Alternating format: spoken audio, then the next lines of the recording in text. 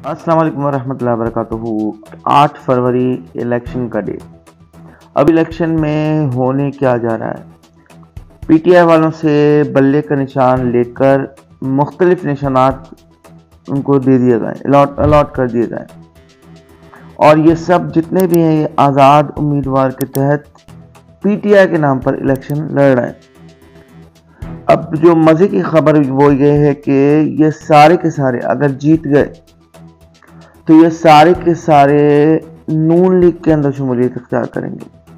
नाम पीटीआई का और जीत भी पीटीआई के नाम की, इमरान खान के नाम की, लेकिन आखिर में बड़ी तादाद के अंदर शमूलियत जो है वो नून लीग के अंदर होगी।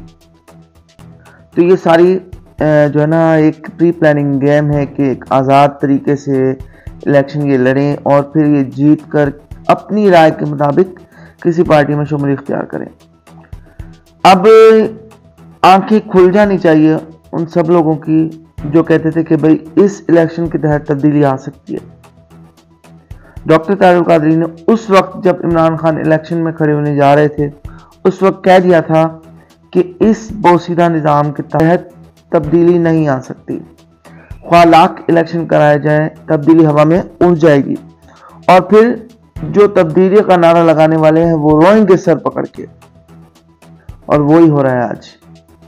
और फिर दूसरा उन्होंने कहा था कि यही लोग पलट कर बराजमान होकर बैठ जाएंगे और मजाक उड़ाएंगे इस मुल्क के अशराफिया का और इस मुल्क की आवाम का।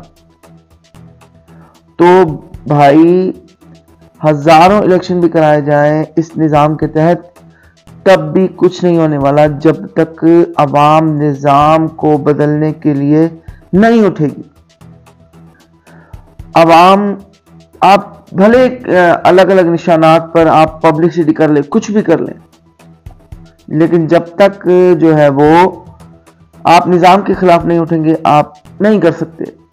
ये मैं आपको क्लियर कट बात बता दूं। तो जो डॉक्टर तारुल कादरी ने बोला था आज दुनिया उसे मान रही है, एक एक हर्फ उनका सच जा रहा है।